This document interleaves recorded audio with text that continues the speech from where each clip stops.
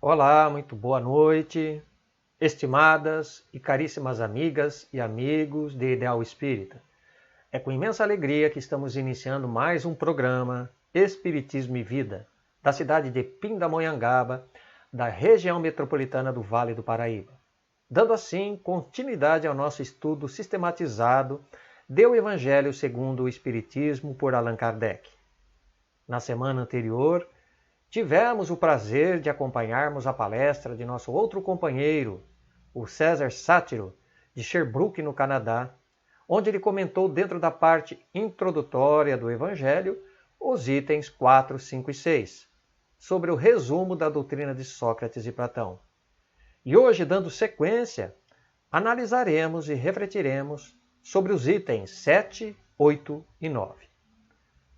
Bem, meus amigos, mas antes de aqui adentrarmos com os estudos da noite, eu gostaria muito de agradecer a feliz oportunidade em poder estar aqui prestando minha humilde e pequena colaboração, enviando minhas saudações fraternas ao nosso querido amigo e estimado companheiro Davi Ascenso, coordenador e responsável por este encontro aos domingos. Um grande abraço, Davi!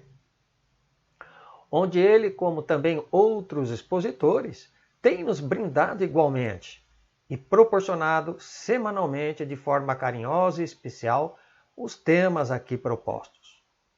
Então, que possamos sermos envolvidos neste clima de paz e de amor, desejando que recaia a luz bendita e amorosa de Jesus sobre os nossos corações.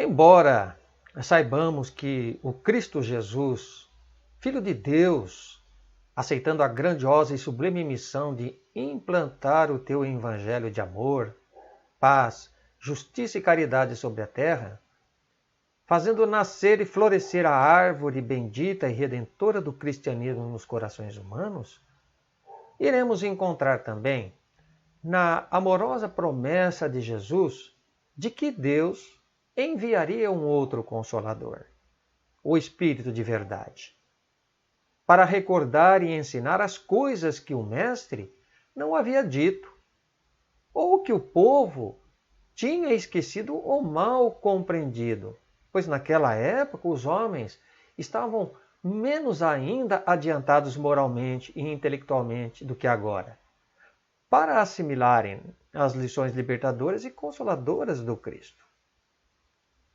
Pois bem, mas antes mesmo do advento do Messias de Nazaré e do Espiritismo, como sendo a terceira revelação, vários séculos antes, o Criador e Pai Supremos de todos nós, diretor do universo e dos infinitos mundos, confiaria e designaria aos filósofos gregos Sócrates e Platão a grande responsabilidade de simplificar e resumir a doutrina de Cristo em síntese.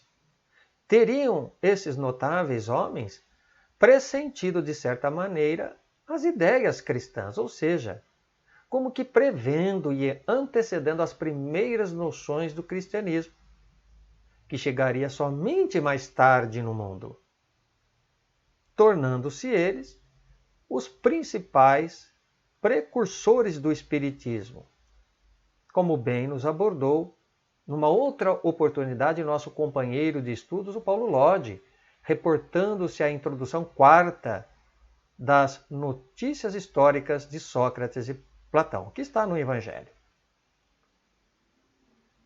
Analisando agora, sob a luz da doutrina espírita, veremos o que nos traz então os filósofos Sócrates e Platão no enunciado do item 7. Assim diz: a preocupação constante do filósofo, tal como o compreendiam Sócrates e Platão, é a de tomar o maior cuidado com a alma, menos pelo que respeita a esta vida, que não dura mais do que um instante, do que tendo em vista a eternidade. Desde que a alma é imortal, não será prudente viver visando a eternidade? Então vejamos a indagação, desses grandes filósofos. Então a constante preocupação deles, no caso Sócrates e de seu discípulo Platão, era de viverem a vida do espírito. Não que eles tivessem negligenciado e abandonado com isso as vossas ocupações, os vossos trabalhos materiais que lhe eram pertinentes. Não era isso, vivendo exclusivamente para as alegrias da alma. Mesmo porque Sócrates, por exemplo, ele participou ativamente da democracia da cidade de Atenas, servindo inclusive a carreira militar como soldado durante 3 anos, chegando a participar da guerra do Peloponeso, que foi um conflito armado entre Atenas e Esparta, isto entre os anos 431 a 404 a.C. E segundo algumas fontes, Sócrates aprendeu também a profissão de oleiro com o seu pai, mas tinha como o maior objetivo ensinar e colocar acima dos interesses materiais os bens espirituais. Essa era a meta de Sócrates. Então, como principal missão, era de levar até as pessoas, por meio do autoconhecimento, a sabedoria e a prática do bem, diferente das dos homens vulgar, o homem comum, que segue até os dias de hoje, mas preocupado e ansioso pelas coisas que preencham as suas necessidades transitórias e gozos perecíveis, do que mesmo enriquecer e valorizar o seu patrimônio moral. Agora vejamos bem, não estamos, meus amigos, querendo dizer com isto que devamos nos privar ou abrirmos mãos do nosso conforto e bem-estar. Não é isto. Mas que nos acautelemos com discernimento e bom senso, que para sobrevivermos basta-nos o necessário e não o supérfluo, como muitos têm feito.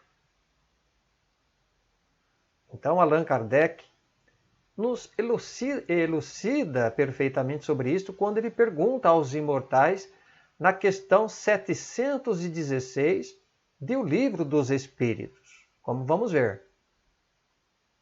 Ele pergunta então aos espíritos superiores: a natureza não traçou o limite do necessário em nossa própria organização? Responderam: sim, mas o homem é insaciável. A natureza traçou o limite de suas necessidades na sua organização, mas os vícios alteraram a sua constituição e criaram para ele necessidades artificiais. No entanto, é natural, e justo e digno que tenhamos e desfrutemos das pequenas alegrias e prazeres da vida.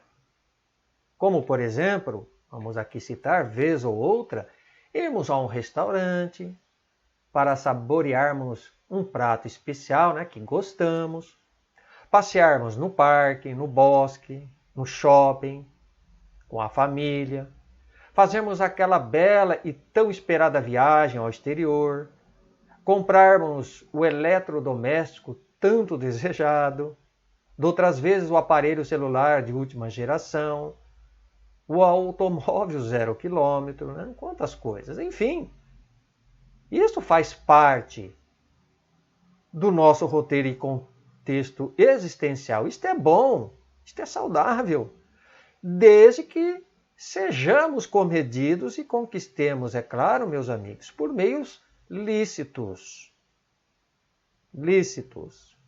através do trabalho honesto, como fruto de nossos esforços e dedicação. Portanto, não é errado, nem mesmo condenável desejarmos e lutarmos por algo material que nos dê alegria, prazer e satisfação.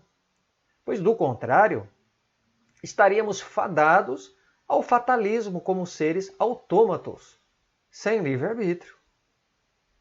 como igualmente desprezaríamos e anularíamos duas importantes e imprescindíveis leis da natureza, que Allan Kardec cita também no Livro dos Espíritos, que regem justamente o destino humano na Terra, que é a lei de trabalho e a lei de progresso, ensinada por ele.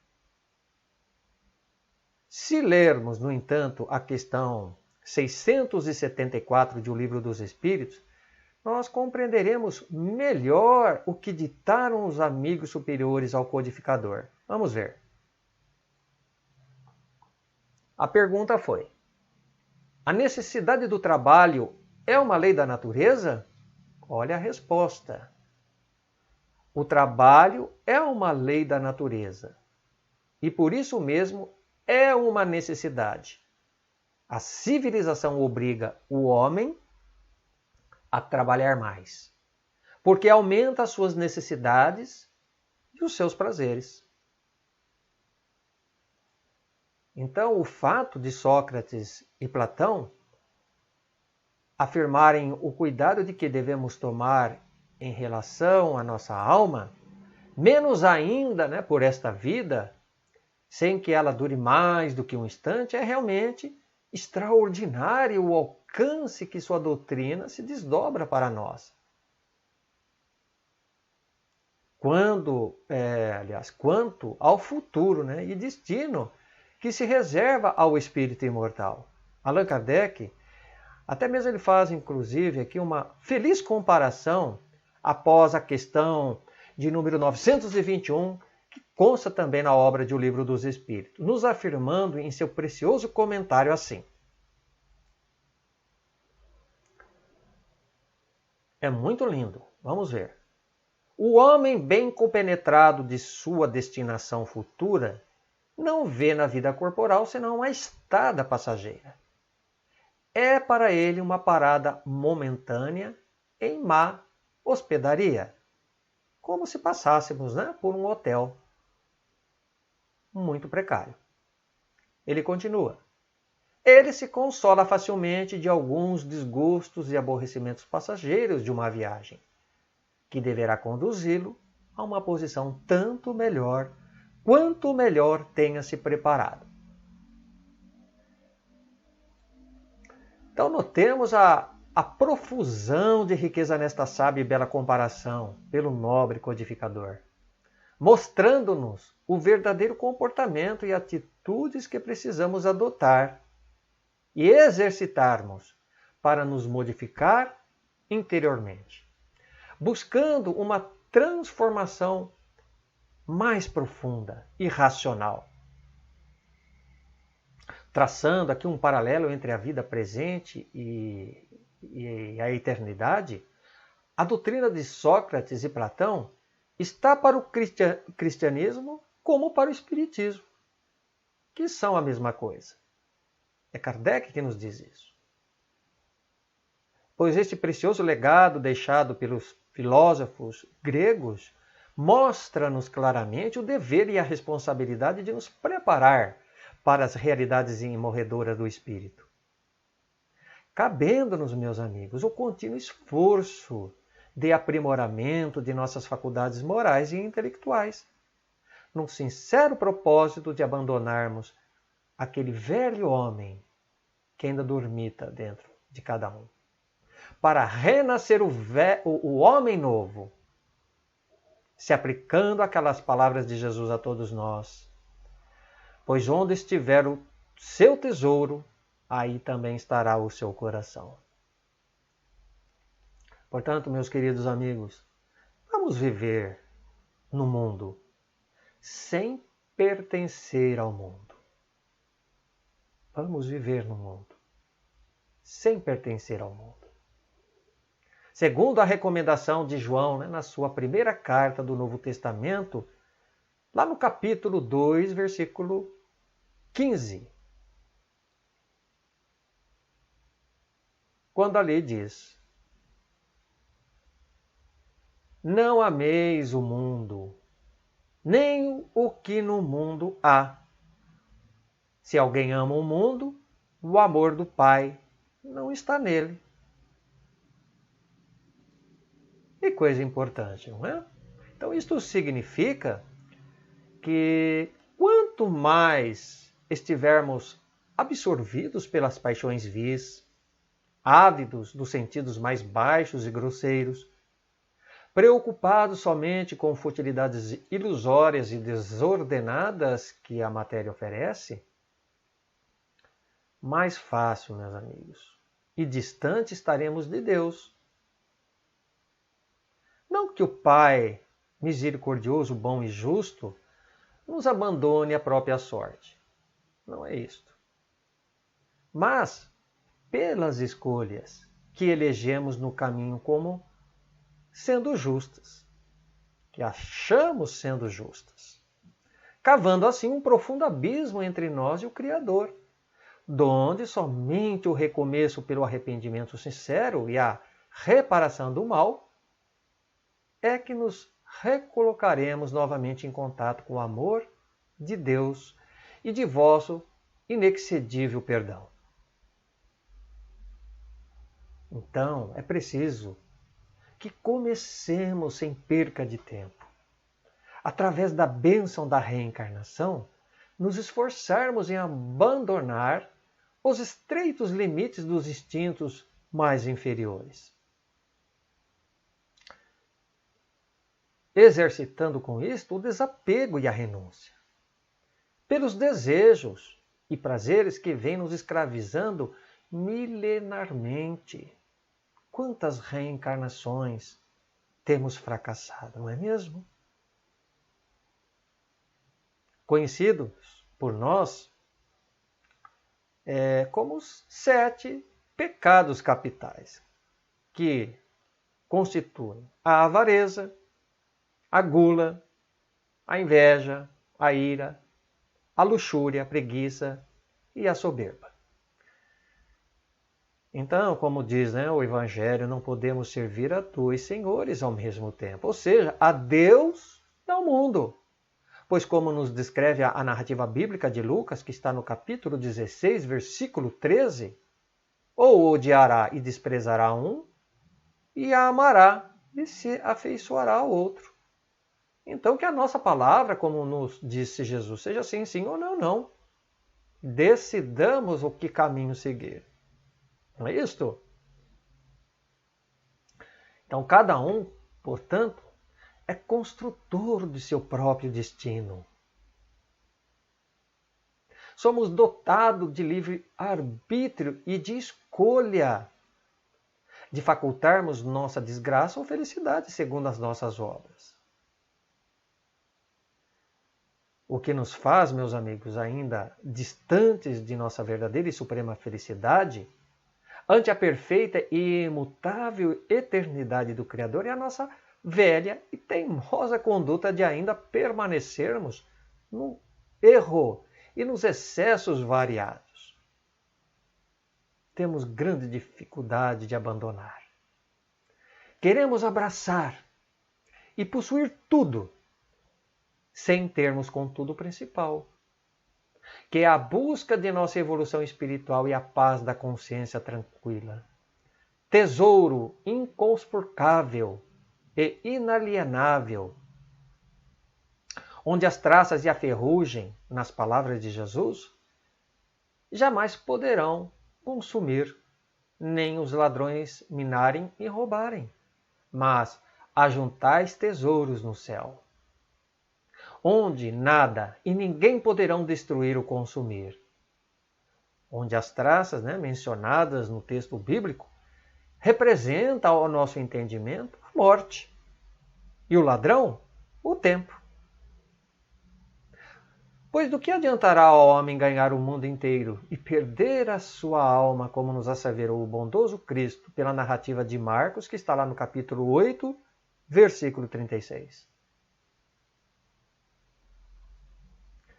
Iremos assim então encontrar tanto na doutrina de Sócrates e Platão, de Jesus, como também no Espiritismo, os mesmos princípios fundamentados sobre a imortalidade da alma, de sua sobrevivência e preexistência, da reencarnação e da crença num ser superior, tendo elas por suprema consolação aos nossos corações de que a vida do espírito prossegue, não se extinguindo no túmulo. Olha a diferença. Que a esperança e a fé de reencontrarmos aqueles a quem amamos é apenas uma questão de tempo. Então esta foi a razão de Sócrates ao dizer de que a alma sendo imortal, era mais prudente e sábio vivermos com vistas às alegrias da eternidade. Deste mundo espiritual que se descortina mais feliz e perfeito, segundo as palavras de Jesus ao anunciar: na casa de meu Pai há muitas moradas, e da sua promessa ao concluir ainda: irei preparar-vos um novo lugar, pois se assim não fosse, eu já teria dito. Isto é o apóstolo João que atesta esta verdade lá no capítulo 14, versículo 2. Bem, meus amigos, agora no item 8, prosseguindo com o resumo da doutrina de Sócrates e Platão, iremos ler e analisar. Vamos ver.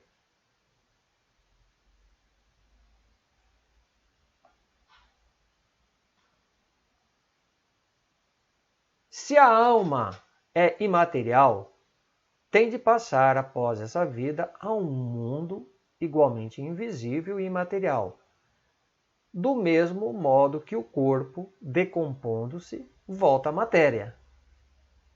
Muito importa, no entanto, distinguir bem a alma pura, verdadeiramente imaterial, que se alimente como Deus de ciência e pensamentos, da alma mais ou menos maculada de impurezas materiais, que a impedem de elevar-se para o divino e a retém nos lugares da sua estada na terra.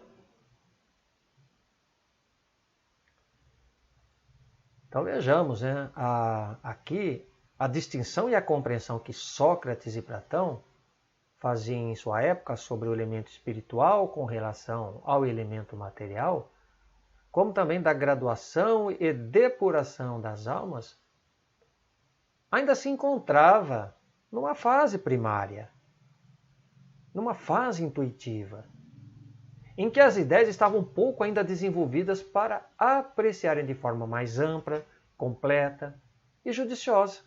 O que hoje o Espiritismo, de maneira contundente, tem provado diariamente por inúmeros exemplos, o intercâmbio entre o plano material e espiritual, pelo exercício da mediunidade, permitindo e possibilitando, através desta preciosa faculdade extrasensorial, estabelecermos e alargarmos um imenso e contínuo horizonte entre os encarnados e desencarnados.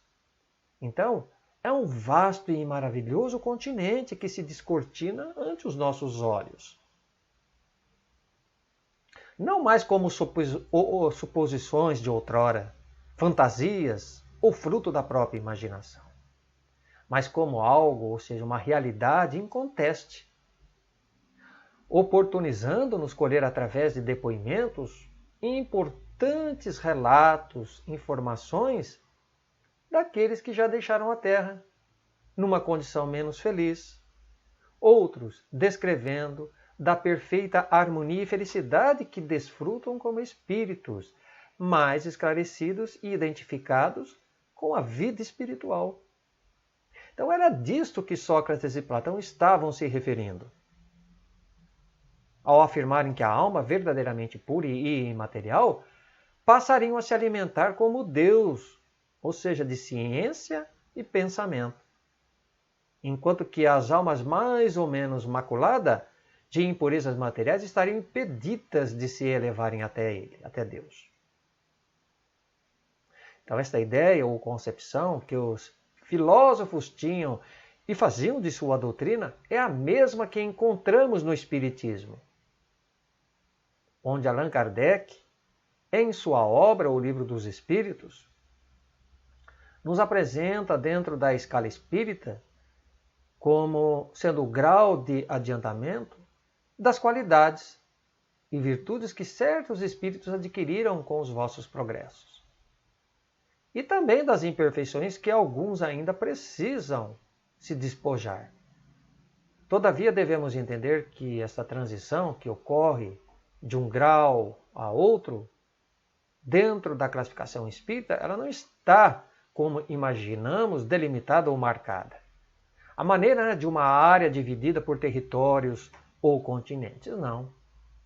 Não existe, não há uma precisão para sabermos onde começa um e termina o outro, pois os seus limites estão muito próximos e imponderáveis de apreciarmos, se confundindo e se apagando esta diferença facilmente no reino da natureza. Então, meus amigos, de uma forma geral, Allan Kardec irá classificar os espíritos quanto à sua evolução em 3 categorias principais. Vamos a ela. Aí está. Tendo elas na terceira ordem, que são os espíritos imperfeitos. Na segunda ordem, os bons espíritos. E na primeira ordem, os espíritos puros. Eu coloquei esta imagem para que nós possamos gravar bem em nossas mentes, para daqui em diante falarmos um pouquinho da classificação que se referem a cada ordem. Tá ok? Então vamos lá. Os da terceira ordem, notamos a predominância da matéria e a propensão ao mal em que estão presentes entre eles. Eles possuem, contudo, uma vaga intuição de Deus, porém não o compreendem, justamente por sua ignorância, orgulho, egoísmo e demais paixões que estão dominantes.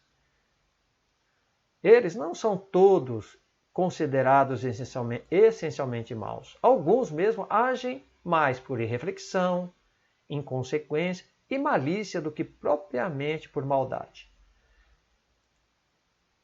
Agora, os espíritos na segunda ordem são aqueles, os bons espíritos, onde a predominância existente é do espírito sobre a matéria, ao contrário da outra, que a matéria predomina o espírito. Na dos bons espíritos é a predominância do espírito sobre a matéria. Então eles possuem o desejo do bem, compreendem a bondade de Deus e do infinito e já conseguem desfrutar da felicidade dos bons. Suas qualidades e seu poder em fazer o bem estão relacionados pelo adiantamento do que alcançaram. Uns pela ciência, outros pela sabedoria e a bondade. E finalmente, concluindo aqui, os da primeira ordem, que são os espíritos puros, que correspondem a uma classe única, onde não tem nada mais a expiar ou provar. Por quê? Pois eles já se libertaram das influências e de todas as impurezas da matéria, percorrendo todos os graus da escala evolutiva. Possuem, então, meus amigos, desse modo, a superioridade intelectual e moral absoluta em relação a outras ordens. Mas este processo de desmaterialização e de gradação evolutiva não se opera igualmente em todos os seres, pois tudo dependerá da maior ou menor vontade de cada um aprender e praticar o bem. Fazendo aqui uma comparação, é como o aluno, que se dedica durante o ano letivo, esforçando-se para estudar e aprender as lições, que o conduzirá a chegar mais rápido na universidade. Agora, quanto àquele mau e preguiçoso aluno, ele sofrerá as consequências de seus atos a que se entregou. Então, Jesus nos ensina que é pela árvore que se conhece os seus frutos.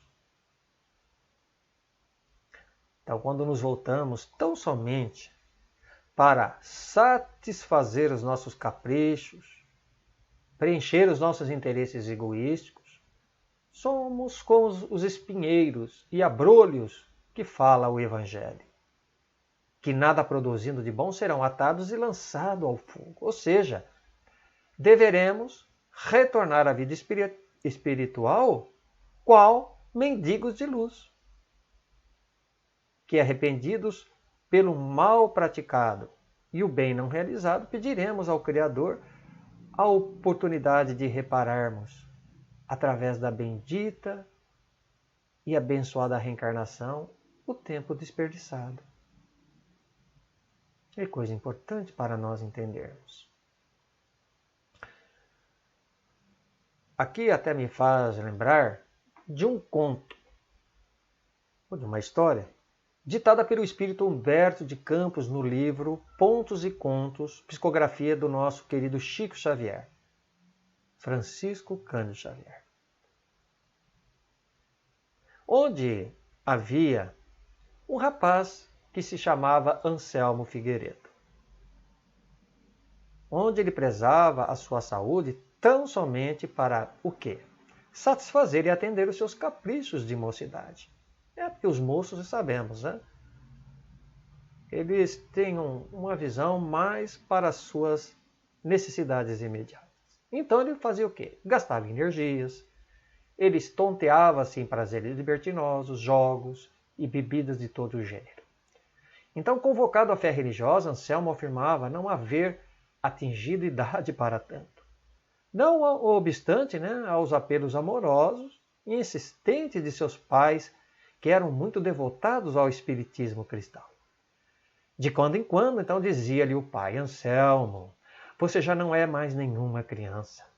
É preciso refletir quanto aos nossos destinos eternos, meu filho. E ali, contrafeito, ele retrucava: ora, meu pai, não me venha com histórias de religião. Tenha paciência, eu preciso aproveitar a minha mocidade. É necessário matar o tempo. De outras vezes, era a mãe que insistia. A mãe mais assim, acautelada, mais tranquila, dizia: filho querido, mais doce, no modo de dizer: filho querido, repara que estamos apenas de passagem no mundo, sendo necessário aprender as lições de fé e iluminação, para que Jesus possa nos esperar com o perdão de nossos erros. Então, com um sorriso irônico, ele replicava à sua mãe: veja, mamãe, eu não sou nenhum criminoso.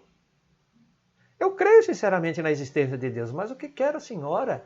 Nossas preferências são tão opostas e eu não estimo os estudos evangélicos como a senhora e o papai. Além disso, eu quero aproveitar a vida, é necessário matar o tempo, dizia ele. Assim como falou para o pai. Mas bem, bancário, que ele era com uma excelente remuneração, Anselmo ele continuava então dissipando seus vencimentos entre jogos e prazeres variados, sem cogitar de edificar a sua alma para Deus. Então, de outras vezes, amigos da família também lhe recordavam quanto aos imperativos da fé religiosa, mas de nada valiam aquelas observações salutares, mostrando-se cada vez mais hostil e indiferente ao assunto. E a maneira de uma borboleta distraída, ele preferia viver divorciado das oportunidades de autoiluminação e dos ideais superiores, se sentindo sempre jovem para cogitar sobre os conhecimentos divinos. Mas bem, então, quando ele atingiu os 48 anos de idade, Anselmo possuía uma extensa ficha espiritual terrena, repleta de anotações inferiores. Entre elas, ociosidade, libertinagem e negação de atividades úteis. Contudo, meus amigos, a morte não podia mais esperar por Anselmo como os amigos do mundo. E se encontrando agora em novo plano, consciente de sua realidade espiritual, via-se rodeado ali por gargalhadas irônicas, indagações maliciosas e ditos perversos. De nada valendo aquelas lágrimas e rogativas. Porém, Houve um dia em que suas preces foram atendidas, quando de repente sua bondosa mãe, que a tinha precedido, surgindo em branda e envolvente luz, passou a ouvi-lo. E surpreso falou a ela: minha mãe querida, por Deus, socorre-me por piedade. Então, tomada de profunda compaixão e afagando ali os cabelos, disse com ternura: por enquanto é inútil, meu filho. Estamos separados pelo abismo que cavastes por tuas próprias mãos. Há mais de 10 anos venho aguardando ansiosa por este encontro, e somente agora me vejo neste estado infeliz e lastimável. Desculpe. E suplicando o mendigo de luz, ele tornava a dizer: mas minha mãe, por que Deus me abandonou? A sua forma de compreensão. Eu estou aqui esquecido por todos, o qual um fantasma de dor. Assim ele fazia a comparação. Então, por fim, a veneranda, mãezinha, esclareceu em tom triste, mas ao mesmo tempo esperançosa: Deus nunca lhe abandonou, meu filho. Foste tu que esqueceste as bênçãos de oportunidade no mundo, preferindo matar o tempo. E agora o tempo permanece morto para você. Levanta-te e trabalhe por ressuscitá-lo e obter um novo ponto de partida perante a bondade suprema do Senhor. E antes que Anselmo então voltasse a formular, fazer ali nova pergunta, a luz se apagou completamente diante dele, para que assim pudesse reaprender as lições desprezadas no mundo e iluminar a própria alma diante do novo porvir. Então este belo conto mostra-nos quão misericordioso é o nosso Pai que estás no céu, se compadecendo a todo momento de nossas fraquezas, fragilidades e sofrimentos, ante vossos sábios e amorosos desígnios. Repitamos, meus amigos, Deus não abandona nem desampara nenhum de seus filhos queridos, pois perante Ele somos todos iguais, partindo de um mesmo ponto ou princípio, isto é, simples e sem conhecimentos. Lembrando bem aquela expressão por Mateus, quando diz: até mesmo os cabelos da vossa cabeça estão contados. Por isso não temas, valeis mais do que muitos passarinhos. No final deste item, então Kardec, apenas para que depois estudemos em nossos lares, busquemos mais informações, ele ali nos coloca uma nota também para a fonte de consulta e pesquisa, que é do livro Céu e Inferno, que está na sua segunda parte, tá bom? Bom, e para fecharmos o estudo desta noite, vamos ver então o que nos diz ali o item 9 do resumo da doutrina de Sócrates e Platão.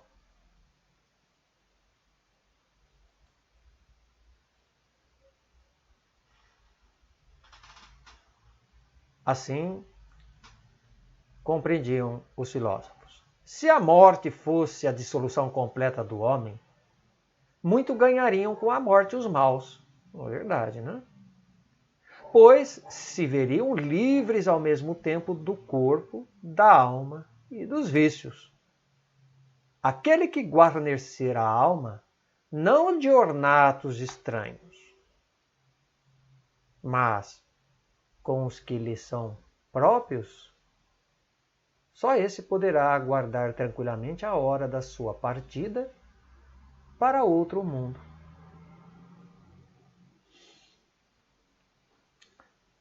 Aqui neste item em questão, vejamos que plena e fiel concordância de ensinamentos encontramos entre a doutrina socrática e kardeciana, afirmando-nos que a dissolução completa do homem pela morte, ou seja, quando morremos, não se apagam para o espírito que sobrevive à matéria.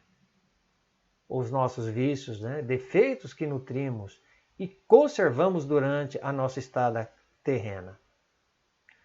Então devemos compreender que a evolução ela não dá saltos. Que a morte não certifica ninguém da noite para o dia.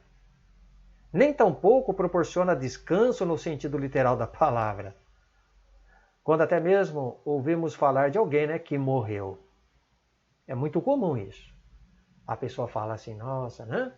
Trabalhou, nossa, e sofreu tanto na vida, meu Deus, que ele possa descansar em paz agora num bom lugar. É errado. É equivocada este entendimento, meus amigos. Pois, vejamos, embora a doutrina espírita ela nos esclareça que o espírito tem, assim, necessidade de passar por um período de readaptação, de despertamento e tratamento na vida espiritual, isto não significa, de contrapartida, que estaremos desobrigados do trabalho de aprendizado e reeducação de nossas atitudes e comportamentos espirituais, quanto morais. Olha o que nos diz a questão agora de número 675 de O Livro dos Espíritos a respeito. Vamos lá. Por trabalho, só se devem entender as ocupações materiais? Responderam os imortais. Não. O espírito trabalha assim como o corpo. Toda ocupação útil é trabalho.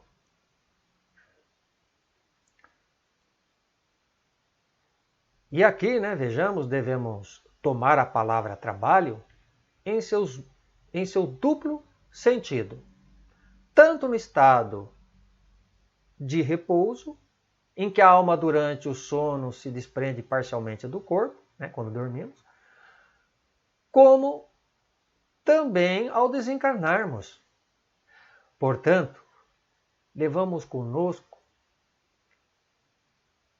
não o que fica neste mundo perecível e transitório, o que acaba, como dissemos atrás, onde fica para o laboratório, para a natureza preparar.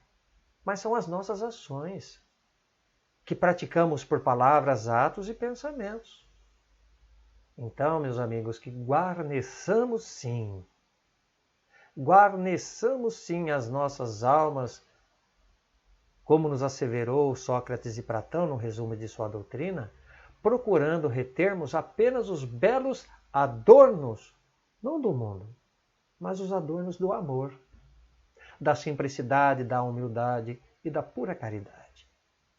Como verdadeiros e genuínos tesouros que perfumam e embelezam a alma. Como mesmo exclamou o príncipe hindu Siddhartha Gautama, que é o Buda, tudo o que somos é resultado do que pensamos. Então, meus amigos, é muito conciliador as propostas de Sócrates e Platão com o Espiritismo. Se fizermos até mesmo uma representação imaginária, né, de forma piramidal no seu tríplice aspecto, veremos que Sócrates e Platão formularam a sua doutrina a partir do que pressentiram das primeiras noções e ideias do cristianismo. Depois, com o Cristo, quando ensinou por meio de suas maravilhosas parábolas e simbologias as mensagens de amor, justiça e caridade.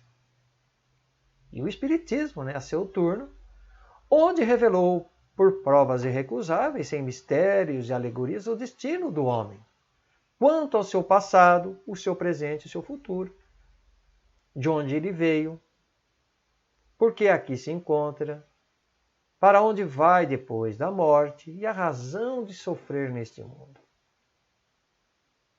Então, sendo o Espiritismo, como nós estudamos, o mais terrível antagonista do materialismo, este último tem sido a causa de muitos desgostos e desolações, permeando nos corações humanos a desunião, a descrença e a desesperança em Deus e de um futuro melhor e mais feliz.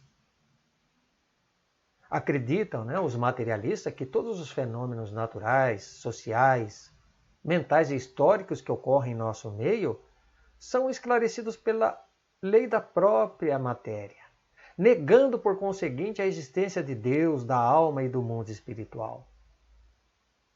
O homem que vive a terra, divorciado das supremas realidades espirituais, ele não consegue admitir, nem mesmo entrever, senão aquilo que a vida presente lhe oferece.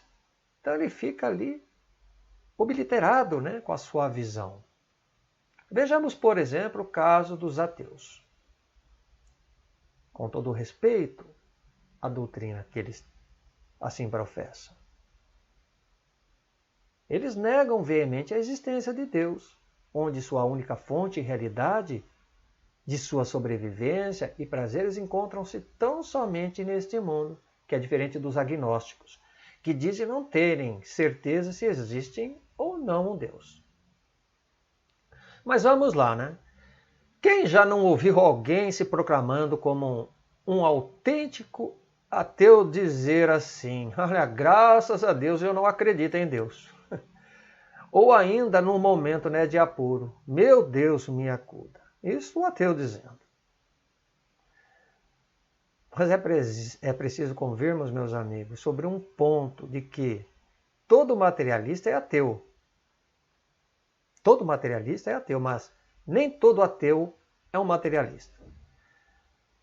Desse modo, dentro da característica de cada um, uns pelo apego às coisas materiais e efêmeras, outros pela descrença total em Deus e na sua espiritualidade, acabam terminando suas existências qual náufragos de seus mesquinhos haveres e equivocados pensamentos. Infelizmente. E quando o assunto é perdoar os inimigos, seguindo a sábia recomendação de Jesus de nos reconciliarmos com os nossos adversários, aí que a coisa piora então.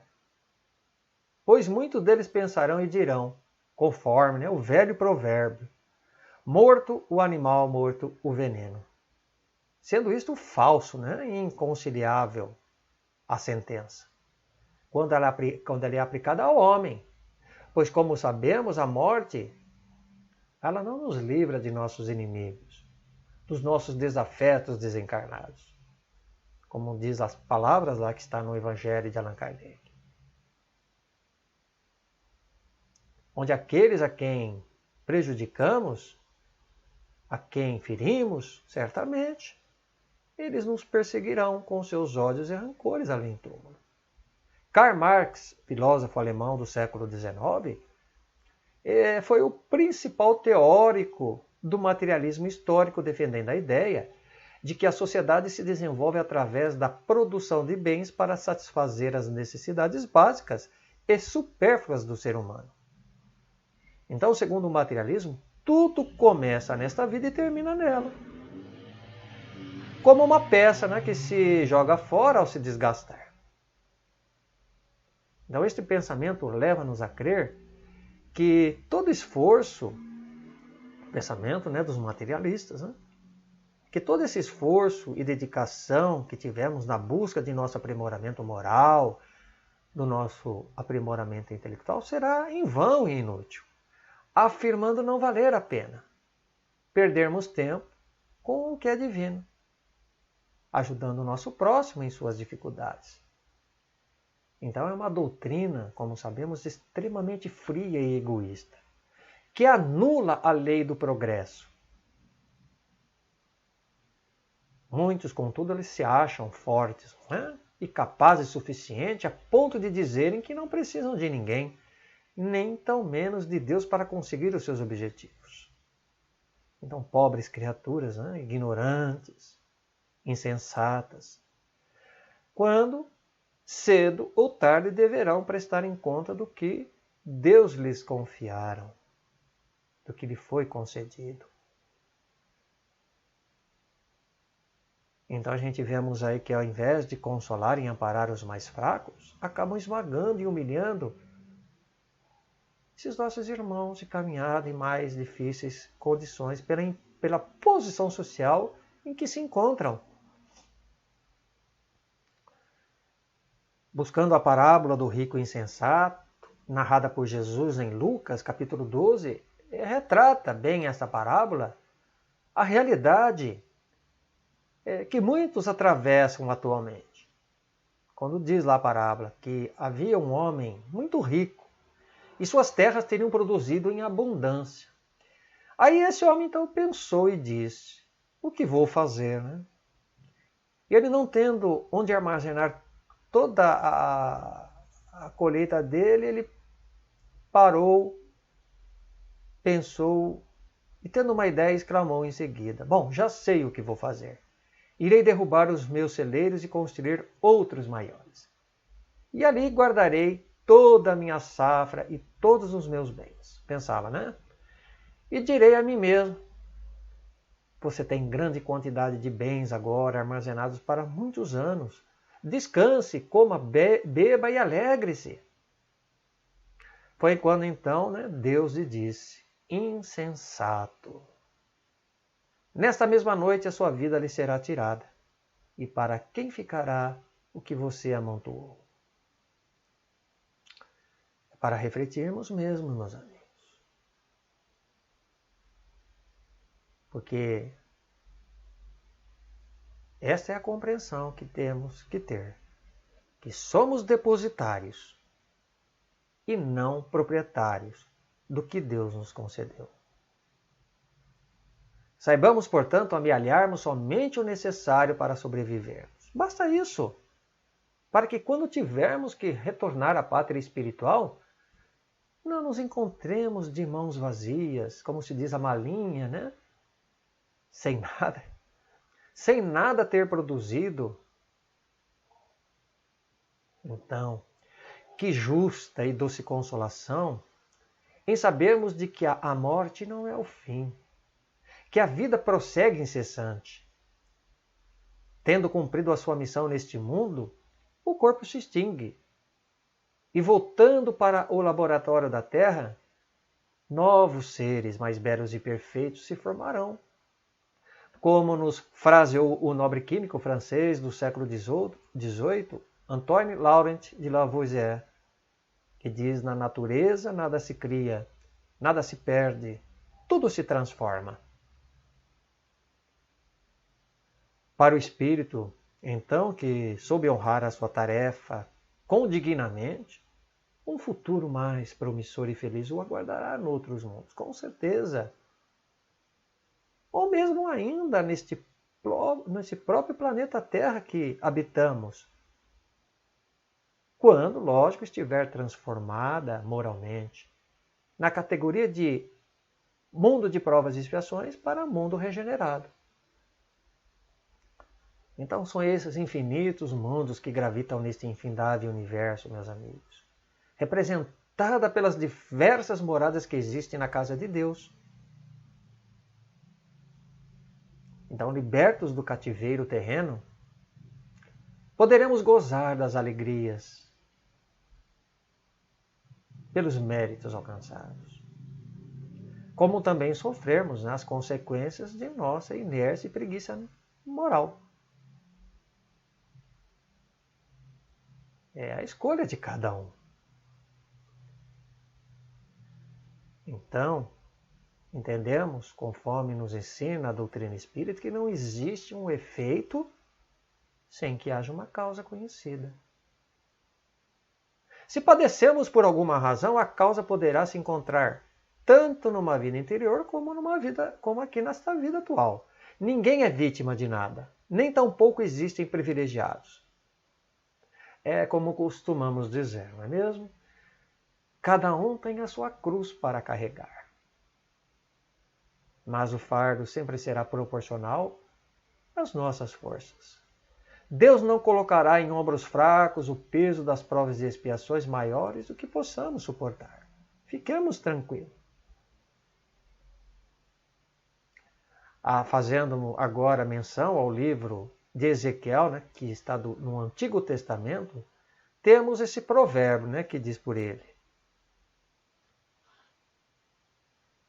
Então dirás, Jeová, o Senhor teu Deus, não tenho qualquer prazer na morte do incrédulo, mas sim a minha alegria está em que o ímpio venha a ser convertido. Se desvie do seu mau caminho e viva. Convertei-vos. Desviai dos vossos maus caminhos. E São Lucas, prosseguindo aqui o evangelho, o evangelista, ele irá nos dizer algo semelhante. Isso agora no Novo Testamento. Vamos ver. Porque o Filho do Homem não veio para destruir as almas dos homens, mas para salvá-las. Então é isto. O amor de Deus é imenso por nós todos.